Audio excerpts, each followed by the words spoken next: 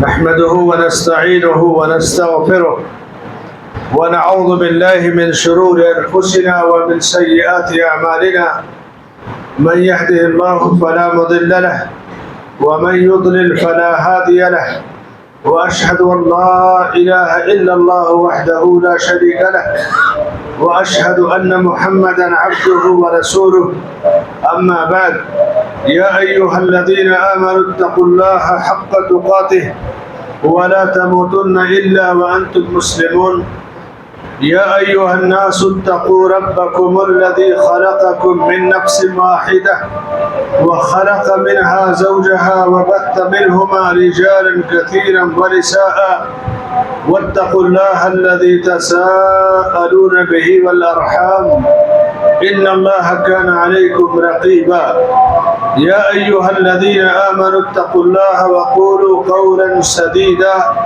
يصلح لكم أعمالكم ويغفر لكم ذنوبكم ومن يطع الله ورسوله فقد فاز فوزا عظيما وقال تعالى في مقام آخر وإن من شيعته لإبراهيم إذ جاء ربه بقلب سليم رب اشرح لي صدري ويسر لي أمري واحلل عقدة من لساني يفقهوا قولي سبحانك لا علم لنا إلا ما علمتنا إنك أنت العليم الحكيم. معزز حضرین جمعہ عزیز اور دوستوں بزرگوں اور بھائیوں ماں اور بہنوں، اللہ کے نبی صلی اللہ علیہ وسلم کے پاس ایک صحابی اپنا ایک سوال لے کر آئے.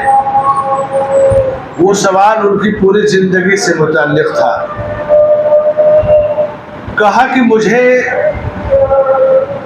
دین کے بارے میں، اسلام کے بارے میں کچھ ایسی باتیں بتا دیجئے کہ مجھے پھر کسی سے کچھ پوچھنے کی ضرورت نہ رہے. ایسا کوئی فارمولہ یا اصول، ایسی بات کہ اس کے بعد کسی سے کچھ نہ پوچھنا رہے، بس وہ میرے لیے کافی ہو. کتنا بڑا سوال تھا، پوری زندگی سے جڑا ہوا سوال تھا. تو آپ صلی اللہ علیہ وسلم نے انتہائی مختصر، جامع اور بھرپور جواب دیا. فرمایا قل آمنت باللہ ثم استقم، تم کہو کہ اللہ پر ایمان لایا اور اسی ایمان پر قائم رہو، ڈٹے رہو. ظاہر سی بات ہے، ایمان پر قائم رہے گا، ڈٹے رہے گا، اسی پر موت ہوگی، کامیاب انسان ہوگا. ہم جب نماز جنازہ پڑھتے ہیں تو جنازے کی دعا، افسوس تو یہ ہے کہ جنازے کی دعا بہت سارے لوگوں کو یاد نہیں ہے. جنازے میں بس ایک اپنے جسم کے ساتھ حاضر ہو گئے، دعاؤں کو لوگ یاد نہیں کرتے. اللہم من احییتہ منا فتوفہ علی الایمان، اے اللہ تو ہم میں سے جس کو زندگی وفات دے وہ ایمان پر دے، زندگی گزرے تو اسلام پر گزرے. جنازے کی دعا جس کو نہ یاد ہو یاد کر لے، کیونکہ سب کو مرنا ہے. آج اگر آپ کسی دوسرے بھائی کی نماز جنازہ بغیر دعا کے پڑھیں گے تو کل آپ کی بھی بغیر دعا کے پڑھیں گے، کیونکہ جب یاد کرنے کا سلسلہ نہیں رہے گا تو جیسے آپ ہیں ویسے جنریشن ہے، ویسے لوگ ہیں. اس لیے دعائیں لینے کے لیے پہلے دوسروں کو دعائیں دیجئے، دعائیں یاد کیجئے، نبی کے دین پر قائم رہیے، نبی کی سنت کو زندہ کیجئے. آپ نے فرمایا قل آمنت باللہ ثم استقم، کہو کہ میں اللہ پر ایمان لایا اور اسی ایمان پر جمے رہو. ان الذین قالوا ربنا اللہ ثم استقاموا، جو لوگ یہ کہتے ہیں کہ ہمارا رب اللہ ہے اور اس پر جمے رہتے ہیں، تو مصیبت کے وقت میں اللہ ان کے پاس فرشتہ بھیجتا ہے اور کہتا ہے کہ ڈرو مت، غم مت کرو، افسوس مت کرو، تمہیں ہم جنت کی بشارت دینے آئے. انسان کی زندگی کی سب سے بڑی مصیبت کا وقت کون سا ہے؟ جب اس کی روح نکلنے لگتی ہے، جب جان نکلنے لگتی ہے. اس سے بڑی مصیبت زندگی میں کسی کے اوپر نہیں آتی. अब वो मुसीबत एक ही बार आदमी देखता है, क्योंकि मौत एक बार आती है, और जो दुनिया की छोटी छोटी आफतें मुसीबतें हैं उसके आगे कुछ भी नहीं है। तो जब रूह निकलने लगती है, जान निकलने लगती है, बड़ी मुसीबत आदमी के पास आती है, तो अल्लाह के फरिश्ते उसे तसल्ली देने आते हैं। किसको? वो शख्स जो दीन की सही शक्ल पर कायम रहता है। इस वक्त जो जंगें हो रही हैं, अब लड़ाई की, तीर तलवार की जंगों का दौर नहीं है। अब लोगों के अफकार और नजरियात पर हमला होता है, लोगों की फिक्र बदली जाती है। जैसे मुस्लिम ममालिक में इन पर हमला है कि इनके नौजवानों को ही इनके हुक्मरानों के खिलाफ खड़ा कर दिया जाए। आम मुसलमान घरानों में मुसलमान बच्चे या बच्चियों को शिकार करके इनके वालिदैन को जो है बर्बाद कर दिया जाए। ये जो जंग है, जहनी जंग है, अफकारों नजरियात को कैप्चर करने और हमला करने की जंग है। 1992-93 में अखबारों में भी ये रिपोर्ट आई होगी और आज भी ये चीज़ मौजूद है, इसका रिकॉर्ड। जब ईसाइयों के बड़े पादरी ने, पाप पॉल जिसको कहते हैं, या जो सबसे बड़ा रहनुमा है, उसने ईसाई मशीनरियों की, रहनुमाओं की और ईसाई मुबल्लिगीन की जब मीटिंग मुनक़िद की तो उसमें रिपोर्ट तलब किया, भाई हम इतनी दौलत खर्च कर रहे हैं, स्कूल बना रहे हैं, हॉस्पिटल बना रहे हैं, इलाज कर रहे हैं, सोशल काम कर रहे हैं, तो हमें इसका फ़ायदा क्या मिल रहा है? कुछ नतीजा है? ईसाईयत फैल रही है? तो जो मुबल्लिगीन थे, ईसाई मशीनरियों की तबलीग करने वाले जो दुआत थे, कमोबेश 3200 मशीनरियाँ हैं और हर मशीनरी के अंदर हज़ारों मुबल्लिगीन दुआत हैं। 3200 रजिस्टर्ड ईसाई मशीनरियाँ जो दावत व तबलीग का काम करती हैं। वो बड़े बड़े जो दुआत, उन्होंने कहा कि रिजल्ट तो हमें ठीक नहीं मिल रहा है। पूछा क्यों? क्या बात है, हम लोग जो स्कूल खोलते हैं, क्या इसमें कौन लोग पढ़ते? तो उनको जो रिपोर्ट दी गई कि हमारे स्कूलों में मुस्लिम बच्चे पढ़ते हैं, हमारी कम्युनिटी नहीं फ़ायदा उठाती। तो ईसाई जो है, पाप ने उनसे पूछा कि ये बताओ कि ये जो मुसलमान अपने बच्चों को ले आते हैं, कब से लाते हैं, किस क्लास से? कहा केजी से, पहली से, और हमारे स्कूल में दाखिल करते हैं कम से कम 10वीं हाई स्कूल तक। तो कहा खुश हो जाओ, ये हमारी कामयाबी है कि हमारे मिशन में जो हमने जाल बिछाया है, मुसलमान अपने बच्चों को लाके हमारे हवाले कर रहा है। अब ये बच्चे उनके नहीं रह गए, अब ये हमारे बच्चे हैं। तुम इनके जहन पर मेहनत करो, इनके फिक्र पर मेहनत करो, क्वालिटी वाली तालीम दो, लेकिन इनके अफकार और नज़रियात को तुम अपने काबू में कर लो। ये एक प्लानिंग, ये है फिक्र व नज़र पे हमला। इसीलिए बड़ी मशहूर हदीस आप बार बार सुनते होंगे, आदमी कभी कभी सोचता है ना, मैं तो काबिल हूँ, मुझे कौन गुमराह कर सकता है। फितना ऐसी चीज़ है कि अगर इंसान के पास दीन पर इस्तिकामत नहीं है, दीन की जड़ें मजबूत नहीं है, ख़ानदानी अब कुछ हो, इससे कुछ नहीं फ़र्क पड़ता है।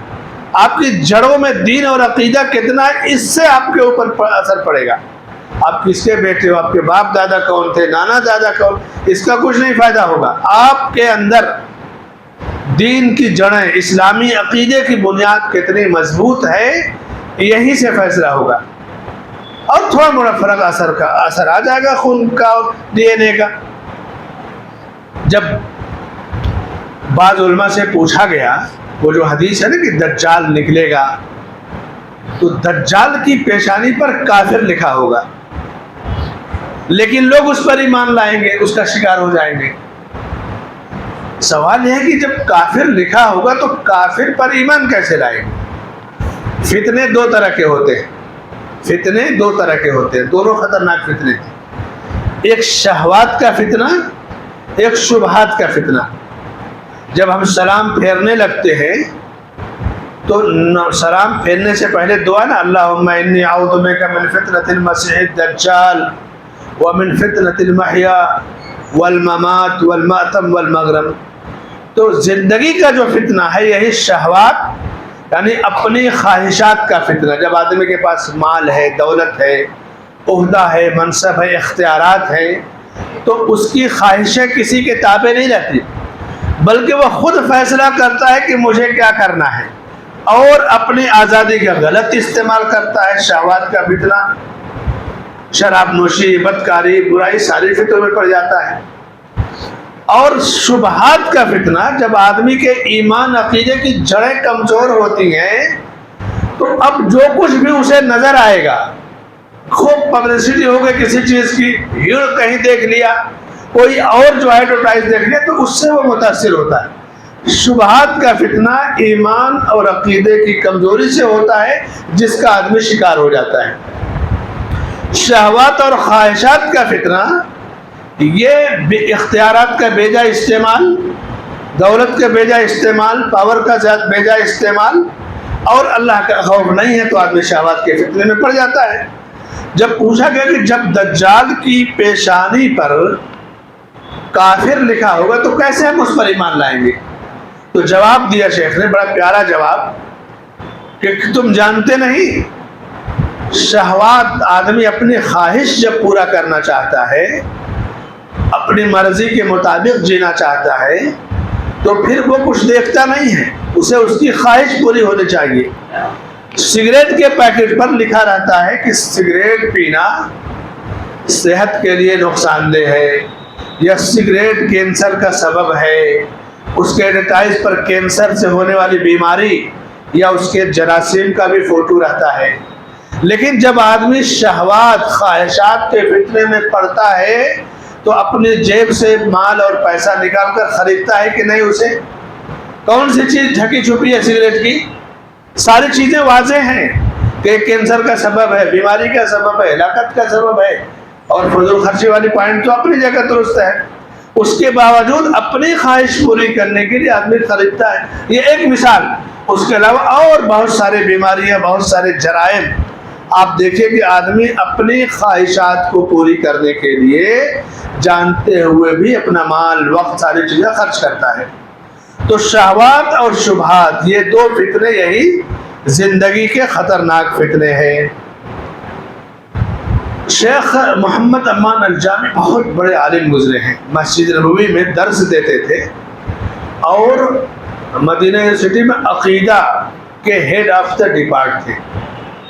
اور جو لوگ مضبوط دین پر قائم ہیں نا، جیسے شیخ ڈاکٹر صالح فوزان، شیخ ربیع بن ہادی مدخلی، شیخ صالح صوبی اور کبار علماء سلفیین، تو دوسرے حزبی اخوانی تبلیغی کہیں گے کہ یہ جامی ہے، یہ جامی ہے. کیونکہ شیخ محمد امان جامی بڑے مضبوط عقیدے کے تھے، پابند تھے. انہوں نے تفسیر فی ظلال قرآن سید کتب پر اپنے ایک درس میں بیان کیا کہ یہ تفسیر میں نے پڑھا. چونکہ سید قطب اشعری عقیدے کے تھے، اشعری عقیدہ ہے، قصے، کہانیاں، عقل کا استعمال اور زبان کی قوت کے ذریعے اپنے باطل نظریات کو تھوپ دیا گیا. تو عام آدمی کو یہ کتاب نہیں پڑھنا چاہیے، اس کے لیے گمراہی کا سبب ہے. لیکن طالب علم ہمارے ہندوستان میں جو اسٹوڈنٹ مدرسے میں پڑھتا ہے اس کو کہتے ہیں. عرب میں طالب علم اس کو کہیں گے جو اچھا خاصا عالم ہوگا، اسے کہیں گے طالب علم. یعنی وہاں اگر کوئی دکتور پی ایچ ڈی وغیرہ کر لیتا ہے اور علم سے دلچسپی ہے تو کہیں گے بہترین طالب علم ہے.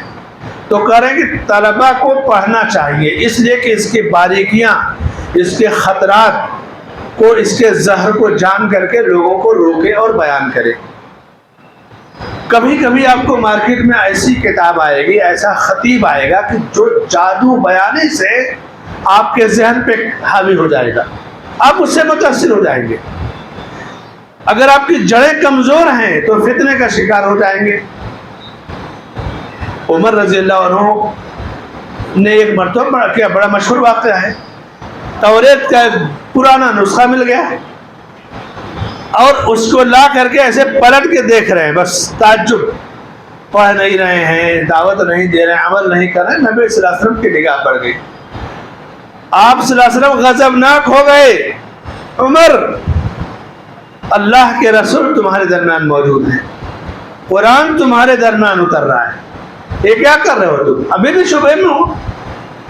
یعنی یہ تربیت، یہ پھٹکار نبی کی قیامت تک کے لیے ہے کہ اگر کوئی کتاب اللہ، سنت رسول اللہ، صحیح دین کے ہوتے ہوئے بھی کسی خطیب کی جادو بیانی، کسی کاتب اور لکھنے والے کی تحریر کی سلاست روانی سے متاثر ہو کر مائل ہو تو اس کے فتنے کا شکار ہونے میں دیر نہیں لگے گی۔ کوئی بھی ہو، چاہے لکھنے والا ہے یا بولنے والا، اگر قصے کہانیاں لائے، اپنے تجربات لائے، تو نہ اسلام اپنے تجربات کا محتاج ہے، نہ قصے کہانیوں کا محتاج ہے۔ اس کے لیے آپ فتنے جب آتے ہیں، دیکھیے کہ کیسے ہمارے نوجوان شکار ہوتے ہیں۔ سب سے پہلا جو حملہ ہوتا ہے، نوجوانوں کے دلوں سے علماء کے بارے میں نفرت پیدا کرنا، دلوں میں نفرت ڈال دینا کہ یہ علماء ہیں، یہ سرکاری لوگ ہیں، یہ تنخواہ پا جاتے ہیں، ان کو سیلری نہ ملے تو کام نہ کرے۔ اس طرح سے جو معمولی بشری چیزیں ہیں، ان کو ان کے دلوں میں ڈال کے نفرت ڈالنا کہ علماء پر سے اعتماد اٹھ جائے۔ تو جب علماء پر سے اعتماد اٹھ جائے گا تو پھر کہاں سے رہنمائی لیں گے؟ تو پھر جس طبقے نے ان کو اپنا شکاری بنایا ہے، جو طبقہ ان کا شکاری ہے، جس نے ان کو شکار کے طور پہ استعمال کیا ہے، اب وہ طبقہ ان پہ آزادی کے ساتھ ڈورے ڈالے گا، حملہ کرے گا، فکر پہ حملہ کرے گا، ان کی سوچ پر حملہ کرے گا۔ اور جو میڈیا کا طبقہ ہے، سوشل میڈیا کا ایک بڑا ڈینجر طبقہ، آپ کے عقیدے اور ایمان کو اچک لینے کے لیے ہمیشہ آپ پر حاوی رہتا ہے، کب کیسے آپ پھسل جائیں۔ اسی لیے اللہ کے رسول صلی اللہ علیہ وسلم دعا کرتے کہ اے میرے رب، اے دلوں کو الٹ پلٹ کرنے والے، الٹ پھیر کرنے والے، میرے دل کو اپنی اطاعت پر جما دے، اپنی اطاعت پر مجھے جما دے۔ اطاعت الہی اور اس پر استقامت، یہ نبی کی دعا ہوتی تھی۔ یا مقلب القلوب ثبت قلبی علی طاعتک۔ دوسری حدیث میں اللہ کے نبی صلی اللہ علیہ وسلم فرماتے ہیں، مستدرک حاکم کی ہے، صحیح الجامع میں شیخ البانی رحمہ اللہ نے صحیح کہا، آپ صلی اللہ علیہ وسلم فرماتے ہیں لقلب ابن آدم اشد انقلابا من القدر اذا اجتمع غلیانا۔ جس طرح کسی ہانڈی میں پانی رکھ دو، چاول رکھ دو، سالن رکھ دو پکنے کے لیے چولہے پہ، تندور پہ، تو جب وہ جوش مارتی ہے تو کیسے وہ اس کے اندر جو گوشت ہے یا بوٹیاں الٹ پلٹ رہے گی۔ جب ابال آتا ہے، انڈے کو رکھ دیجئے، کیسے الٹ پلٹ کرتی ہیں۔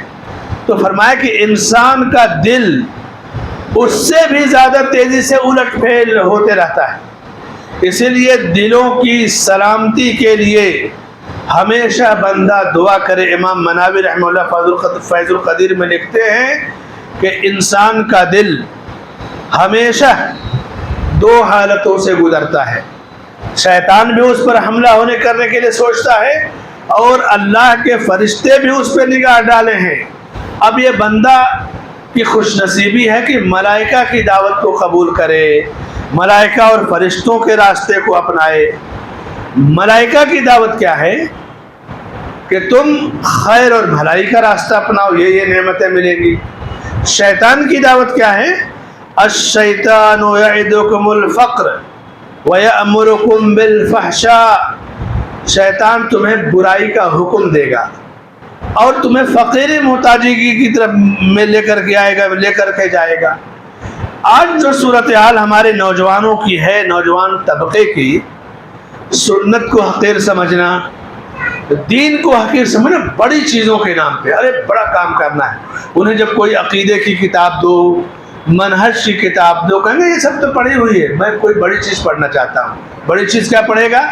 اب بڑی چیز لائے گا، مودودی کی کتاب پڑھے گا، سید قطب کی پڑھے گا، زکریا صاحب کی پڑھے گا، اس کے بعد اور اس سے بڑی مصیبت یہ جو منکرین حدیث ہے، منکرین سنت، ان کی کتابیں پڑھے گا، کہے گا ان میں بہت نیا نالج ہے، نئی معلومات۔ اسے نہیں پتا کہ وہ جس جڑ اور بنیاد کو کھود رہا ہے اس کی وہ تباہی کا سبب بننے والی۔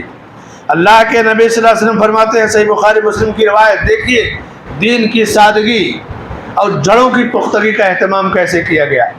فرمایا کہ من توضأ نحو وضوئی ھذا، دیکھیے دین کی سادگی، فرمایا کہ جس نے میرے اس وضو کی طرح وضو کیا، میرے اس وضو کی طرح، نبی نے جس طرح وضو کا طریقہ بتایا، ثم صلی رکعتین، 2 رکعت وضو کر کے 2 رکعت اس نے نماز پڑھی، لا یحدث فیہما نفسہ، اس کے درمیان یعنی وضو اور نماز کے درمیان اس نے دنیا کی کوئی گفتگو نہیں کی، کوئی بات دنیا سے متعلق نہیں کی، غفر لہ ما تقدم من ذنبہ، تو اس سے پہلے کے سارے گناہ معاف کر دیے جاتے ہیں۔ ایک حدیث بالکل سادگی سچائی کے ساتھ بندے کی نجات کا پیغام دے رہی ہے، بندے کی نجات کا پیغام دے رہی، کتنا پیارا اور سادہ سا دین ہے۔ انسان دنیا میں قیمتی چیزوں کو پسند کرتا ہے کہ میرے پاس یہ ہو جائے وہ ہو جائے، اگر ایمان کی جڑیں مضبوط ہیں تو سنت میں جو لطف ملے گا میرے بھائیوں، آپ کو الٹو پھلٹو چیزوں کی ضرورت نہیں رہے گی، الحاد اور دہریت کا شکار آپ نہیں ہوں گے۔ نئے جو فتنے آتے ہیں، فتنے ایسے آئیں گے کہ ایک باپ اپنے بیٹے سے جھگڑتا ہے کہ فلاں حق پر ہے فلاں باطل پر ہے، بیٹا باپ کو اب آج غلطی پر کہتا ہے کہ آپ غلطی پر ہے، مسجد کے امام صاحب غلط راستے پر ہے، فلاں مصلی غلط راستے پہ، فتنے کا شکار ہونے کے بعد یہ سب مصیبتیں آتی ہیں۔ ہم فجر کی نماز پڑھتے ہیں، سنت فجر کے پہلے کی، قیمت کے لحاظ سے، مرتبے کے لحاظ سے کیا درجہ ہے، سادگی دیکھیے دین میں کیا بیان کی گئی۔ آپ صلی اللہ علیہ وسلم فرماتے ہیں کہ رکعتہ الفجر خیر من الدنیا وما فیہا، فجر کی 2 رکعتیں دنیا اور دنیا میں جو کچھ ہے ان تمام سے بہتر۔ یہ لذت کون پائے گا؟ ایک عام آدمی تو کہے گا یہ تو بس کہنے کی بات ہے، لیکن ایمان کی جڑیں مضبوط ہیں۔ آپ فجر سے پہلے اٹھیے، سنت جو فجر کے پہلے کی ہے 2 رکعت گھر سے پڑھ کر آئیے مسجد میں، پوری کائنات اس وقت سو رہی ہے، بندہ اس اندھیرے میں اٹھ کر رب کی بارگاہ میں آتا ہے، وہ لذت وہی پائے گا، وہ لذت وہ پائے گا جو فجر کی 2 رکعتوں کی پابندی کرتا ہے، گھر سے پڑھا اور پھر آ کے مسجد میں جماعت سے نماز پڑھا۔ تو 2 رکعتوں کی یہ قیمت اللہ کے نزدیک ہے۔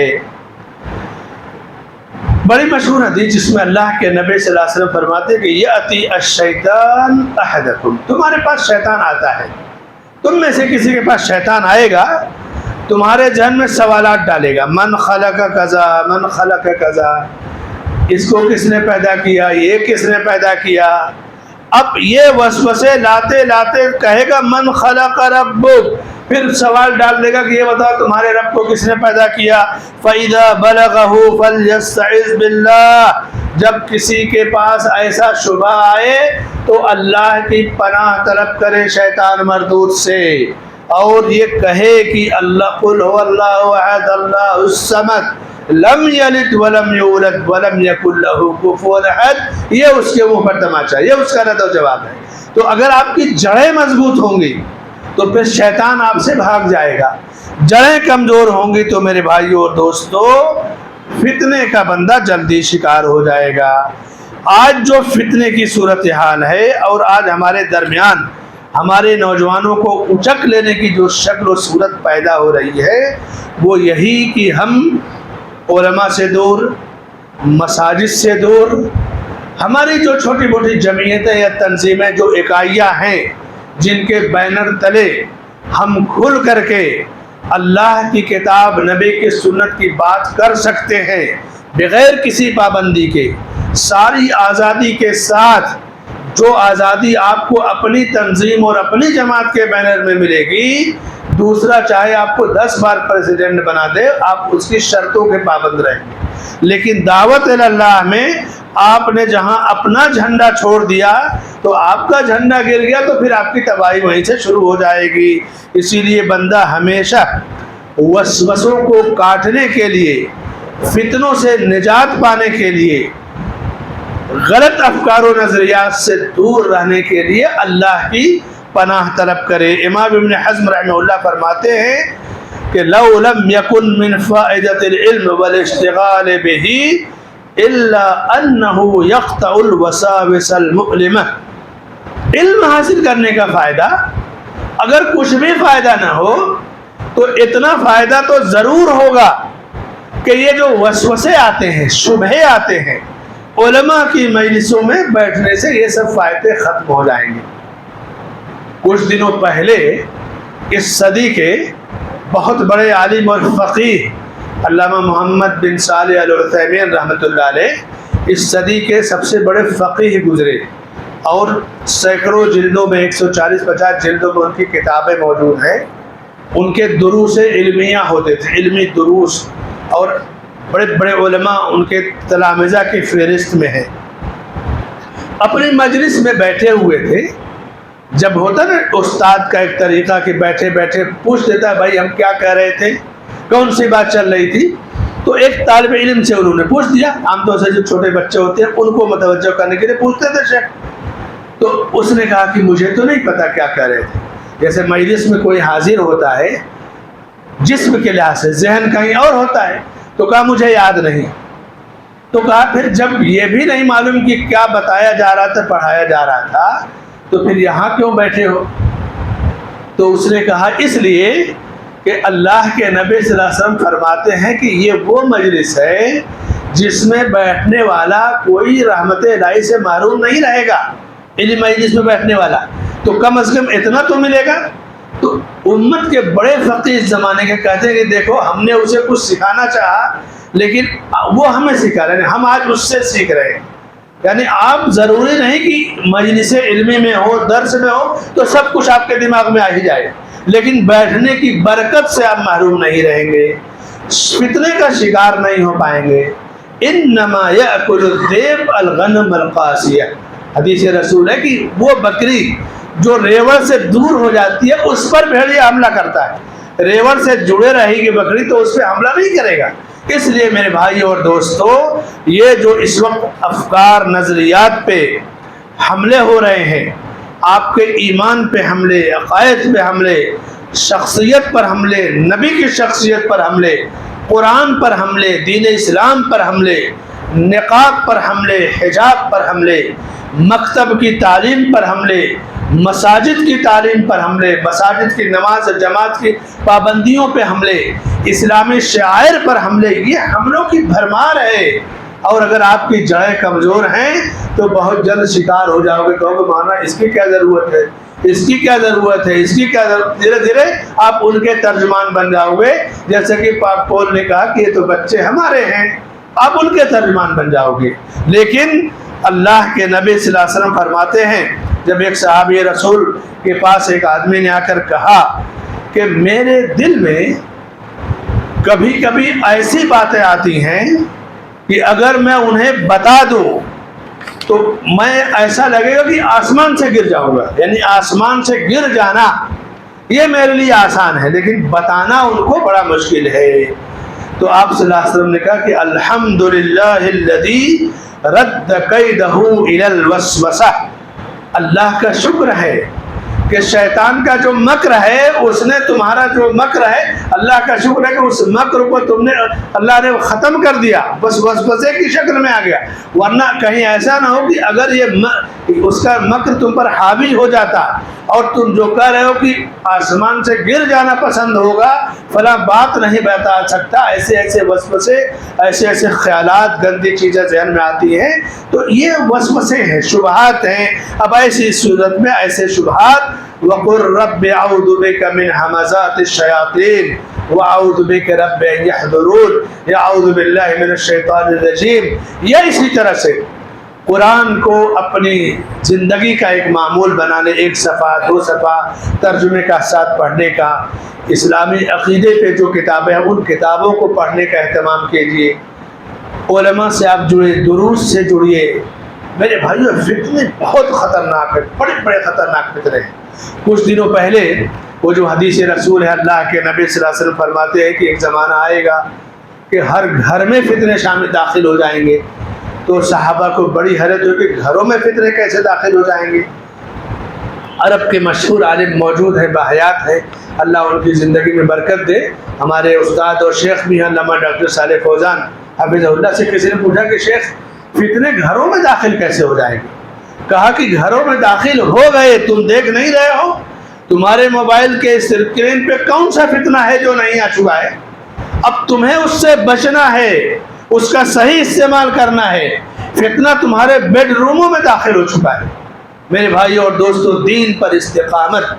ابو ذر غفاری رضی اللہ عنہ کہتے ہیں کہ اللہ کے نبی صلی اللہ علیہ وسلم نے مجھ سے کہا کہ ابو ذر، میں تم سے اللہ کے لیے محبت کرتا ہوں، ہر نماز کے بعد یہ ضرور کہو اللہم اعنی علی ذکرک و شکرک و حسن عبادتک۔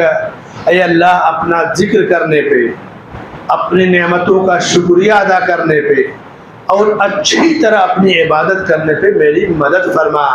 میرے بھائیوں، کثرت سے ہمیں اسباب اور وسائل اختیار کرنا چاہیے۔ اسلامی عقائد، دینی عقائد سے جڑی کتابیں، علماء اور دین کی واضح تعلیمات سے جڑے رہنا چاہیے، اور صرف ہم جڑے رہیں یہ کافی نہیں، بلکہ اپنی آنے والی جنریشن کی فکر کریں۔ اگر آپ فکر نہیں کریں گے تو وہ جنریشن آپ پر پلٹ جائے گی۔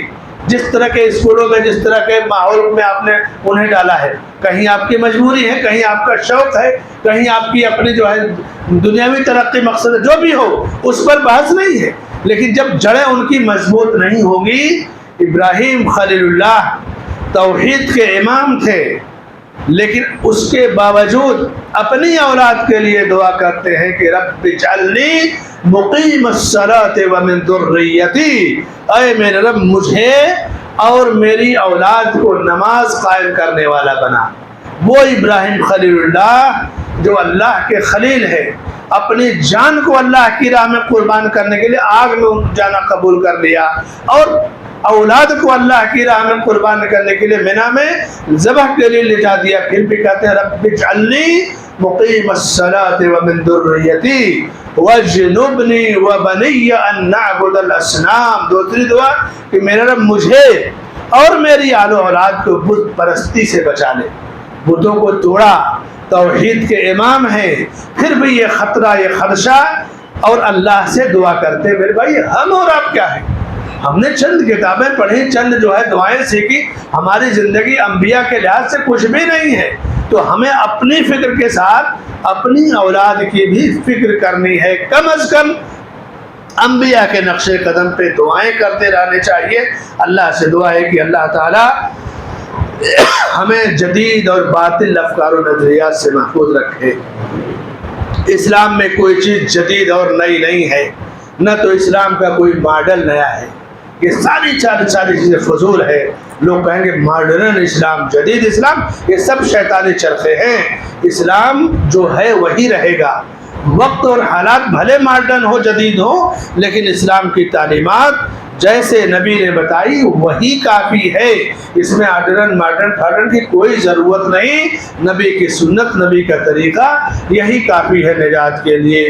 بارک اللہ لی ولکم فی القرآن والسنہ واستغفر اللہ لی ولکم ولسائر المسلمین من کل ذنب فاستغفروہ انہ هو الغفور الرحیم۔